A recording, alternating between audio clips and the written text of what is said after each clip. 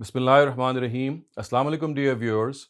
Today we are going to talk about another objection that has been leveled against Ustaz Javed Ahmad Ghamidi, and this relates to his belief and his ideology, which he strictly adheres to when he says that no one can be declared a kafir in today's times. Or in other words, excommunication is something which no one is authorized to do today. There are certain stipulations for this belief or this disbelief, as we can call it. So there are certain conditions which the Quran lays out as far as regarding people to be kafir or disbelievers is concerned, and we shall look upon these in detail. But the general view is that as far as the state is concerned, or as far as scholars of Islam are concerned, they are authorized in certain situations to call people as kafir or disbelievers and excommunicate them from Islam. Let us view this word in more detail, and we'll see in this regard that as far as the word kufur is concerned, it is used in two meanings. So one of the meanings in which it is used is ingratitude. So the Quranic verse says, Inna hadaynahu sabila imma shakiran wa imma kafura. We showed him the path. It is now up to him to be grateful or ungrateful. So as you can see, the word kafur has been translated as ungrateful. So one of these meanings is ungrateful. Another meaning of the word kufr is denial, which is more known to us. So Quranic verse reads, فَمَنْ يَكْفُرْ بِالطَّاغُوتِ وَيُؤْمِنْ بِاللَّهِ.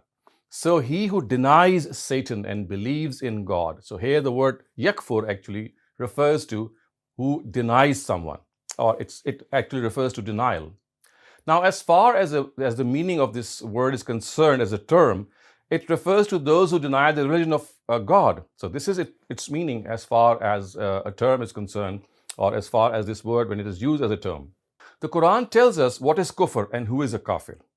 And it also tells us that who in particular become kafir. Both these two categories separately. So first we'll see how the Quran looks at who is a kafir without specifying who the person that we are going to call kafir is. So it's like a general standard which the Quran gives. So these are the two categories in which the Quran speaks of. One, it generally regards what is kufr and who is a kafir, and then it specifically calls certain groups as kafir. So we'll take a look at both these categories. As far as the first category is concerned, for example, when it says what is kufr, we can see that it has called many beliefs as kufr. So in Surah Ma'idah it says, لَقَدْ كَفَرَ الَّذِينَ قَالُوا إِنَّ اللَّهَ هُوَ الْمَسِيحُ ابْنُ مَرْيَمَ. Indeed, they who said that God is Jesus, son of Mary, have committed disbelief. So this is one area in which the Quran believed to be kufr. Similarly, it says, وَمَنْ لَمْ يَحْكُمْ بِمَا أَنزَلَ اللَّهُ فَأُولَٰئِكَ هُمُ الْكَافِرُونَ. Those who do not decide according to God's law, they commit disbelief in his eyes. So you see, kafirun and kufr, if you can see, one is a participle, it's like a masdar which says what exactly kufr is, and in other words tells us who kafir are. Without specifying a particular entity or a particular person, they give us this general notion what kufr and what kafir is. Another category, or the second category, which I just spoke of earlier on, is one in which the Quran specifies, it applies this word to specific individuals. And when it does so, we can see that it does so only in two situations. The first of these situations is that when people themselves admit or confess to disbelief, when they themselves admit and confess to disbelief after a messenger has delivered the truth to them in its ultimate form, and they are left with no excuse to deny it. So they themselves say that we are not going to accept. So this is one area in which, after self-confession, the Quran calls such people as kafir. So I'm going to cite a few verses in this regard, and you can see how the Quran has used this word in this meaning.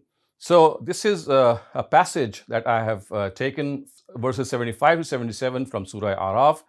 Ustaz Javed Ahmad Ghamidi has pointed out that there are verses which themselves tell us that the Quran has applied this word to specific individuals. So this verse, as I said, is from Surah Araf. It says, قال الملأ الذين استكبروا من قومه للذين استضعفوا لمن آمن منهم أتعلمون أن صالحا مرسل من ربه قالوا إنا بما أرسل به مؤمنون. قال الذين استكبروا إنا بالذي آمنتم به كافرون. Remember when after the nation of Ad, God gave you sovereignty and granted you ascendancy in the land. You make grand forts in its lands and carve houses from mountains. So remember the majesties of God and do not spread disorder in the land.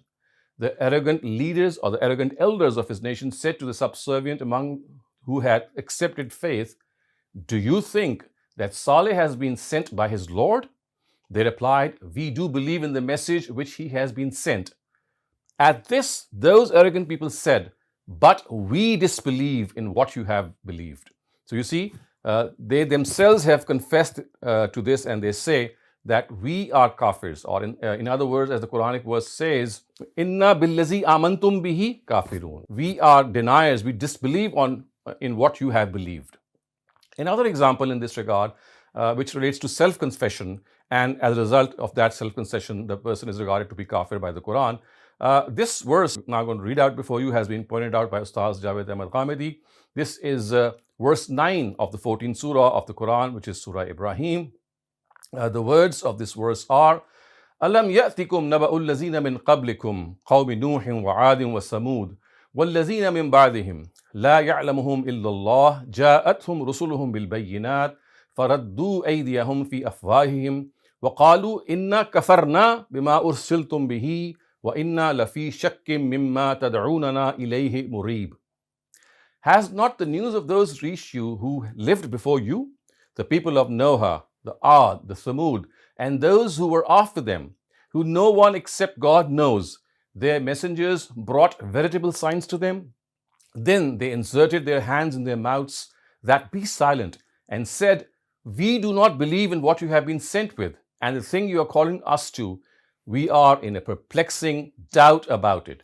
So you see, they are themselves saying this, that as far as we are concerned, inna kafarna bima ursiltum bihi, that we deny that which you have been sent with.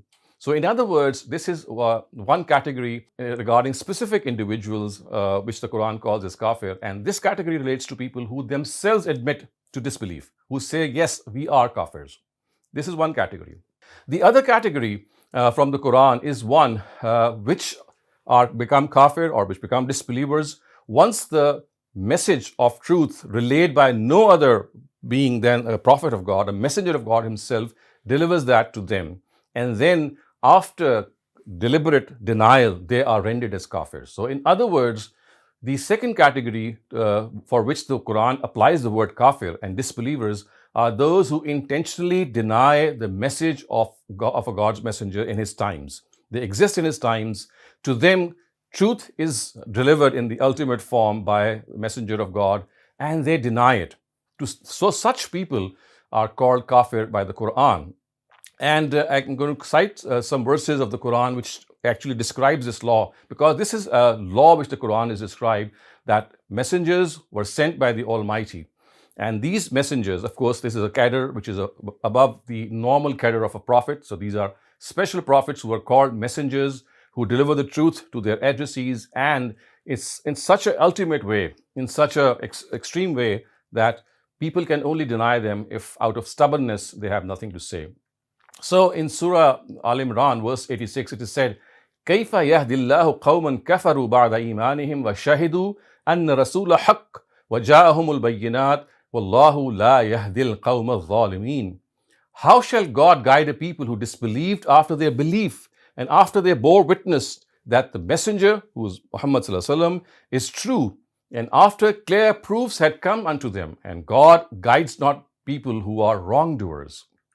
Similarly, it is after this extent that when they deliberately deny the truth, that the Quran pronounces that such are the people who are kafirs or disbelievers. And in the case of Prophet Muhammad sallallahu alaihi wasallam, we know that the 109th surah of the Quran, which is Surah Al-Kafirun, did exactly this at the time of migration, which was taking place in the times of the Prophet, when it was known that after years and years of delivering the truth, the disbelievers, or the mushrikun in his case, had disbelieved, and out of deliberate intention they were denying. The Quran pronounced them as kafir. So the words of Surah Kafirun, as we all know, are قُلْ يَا أَيُّهَا الْكَافِرُونَ لَا أَعْبُدُ مَا تَعْبُدُونَ وَلَا أَنْتُمْ عَابِدُونَ مَا أَعْبُدُ وَلَا أَنَا عَابِدٌ مَا عَبَدتُّمْ وَلَا أَنْتُمْ عَابِدُونَ مَا أَعْبُدُ لَكُمْ دِينُكُمْ وَلِيَ دِينِ. Declare a prophet, O you disbelievers. You see, here the address becomes direct. O you disbelievers, I shall worship not that which you worship, nor which you ever worship alone, which I worship.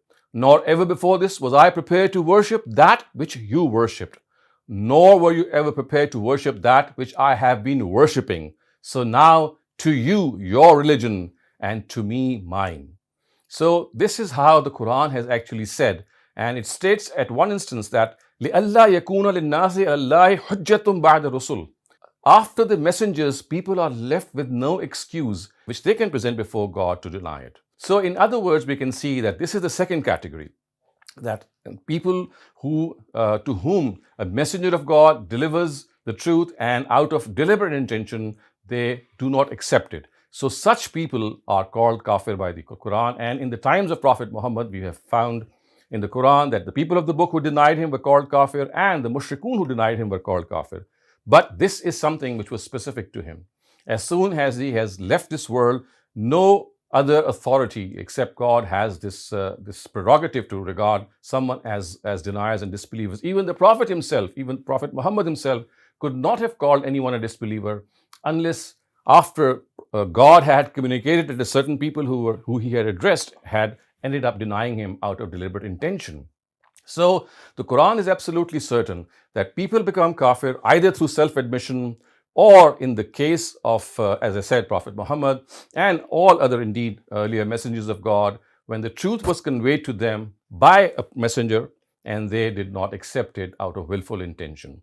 After that, this is something which no one can do. The Almighty has a sole prerogative of pronouncing anyone as a disbeliever, as a kafir.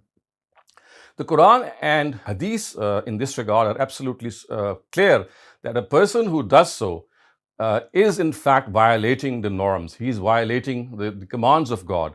And in fact, if you look at the Quran says in Surah Hujurat that this amounts to tanabuz bil alqab. The word tanabuz bil alqab is something that we all know from Surah Hujurat. And if we look at the tafsir, which is done by Mujahid and Ikramah, two very famous tabi'un of the times of the Sahaba, they say that tanabuz bil alqab, or calling people by names, actually signified in the words of these two illustrious authorities is to call someone as kafir or fasiq. So the Quranic words are la talmizu anfusakum wa la tanabazu bil alqab, which means that do not defame one another nor call one another with bad names. And as I said, look at Tafsir of Tabari, you will find that Ikrama and Mujahid have called that the shara or the explanation of the word tanabuz bil alqab is that when you say that someone is ya fasiq or ya kafir. So in other words, when you are calling someone as kafir and you're calling someone as fasiq, you are actually giving him bad names which the Quran has proscribed, the Quran is totally prohibited. In the case of the hadith of the Prophet, it amounts to a slander on the honor of a person. You see, the life, wealth, and honor of a person, according to the Prophet's last sermon, was very, very honorable, and no one could violate the sanctity of the life, wealth, and honor of people. And when a person is regarded to be a kafir, we actually violate his honor, his self-respect. So the hadith that we often quote in this regard, and we know the Prophet spoke of in the last sermon, he said these words, Inna dima'akum wa amwalakum wa a'razakum bainakum haramun ka hurmati yawmikum haza fi shahrikum haza fi baladikum haza. Which means that indeed your lives, your wealth, and your honor are as sacred and inviolable as this day of yours, in this city of Makkah of yours, in this month of Zul Hijjah of yours. So you see how the Quran and Hadith themselves have prohibited that we go as far as call people as kafir. We have a very famous incident also from the times of the Prophet when Osama bin Zayd, we know that he actually ended up killing a person who had professed faith. When the Prophet got to know of this, he became furious and he said that, why did you kill a person? Because Osama bin Zayd knew that in the battle in which he had killed that person had just in order to save his own skin, in order to save his own life, had uttered words of professing faith. So he did not believe him. So Osama bin Zayd actually went on and killed that person because he thought that he's just trying to save his skin. When the Prophet got to know of this, he got furious and he said that, did you tear apart the heart of that person? And you could see that he is actually doing this because of saving his skin. So in other words, such is the benefit of the doubt which the Prophet in this incident has advised Osama bin Zayd. He was furious. He said that, why did you do this? Maybe he had done this out of his own intention. Maybe it could have been just because of the fact that he really wanted to profess faith. So in this regard, we have to understand the delicacy of this whole situation, that even a person who at times trying to save his skin does so, and we don't believe him, even then Prophet has said these words, and the words which he has said, afala shakakta an kalbihi, are so pertinent. That did you tear apart his heart to see that what he exactly meant? Now, viewers, let us come to certain narratives of the Prophet in which he has expressly prohibited people to be called as kafir. So the first of these is that Sabit bin Zahak reported that the Prophet said, he who regarded a Muslim or a true believer to be a disbeliever, it is as if he killed him, and he who cursed him, it is as if he killed him. So you see, he who regarded a Muslim or a true believer to be a disbeliever, it is as if he killed him. Such is the intensity of uttering these words. Then there is another narrative reported by Abdullah ibn Umar. He stated that God's messenger said that any Muslim who said to his Muslim brother, "O kafir," then one out of the two outcomes will result. If his brother is actually what he said, then it would be true. If this is not true, then what is said will revert to he who said it. And again, you can see the intensity here. The third narrative in this regard is reported by Abu Zar. So he reports that he heard the Prophet say, anyone who makes an allegation of disobedience or disbelief on someone, and if he is not what is alleged, then the allegation will revert to him.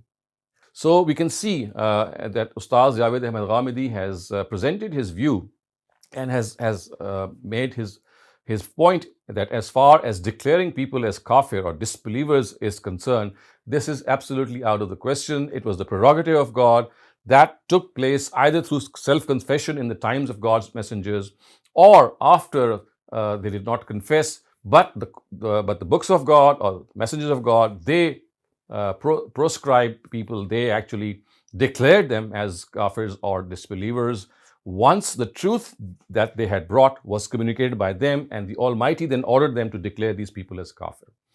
After the departure of the messengers of God, this cannot be done.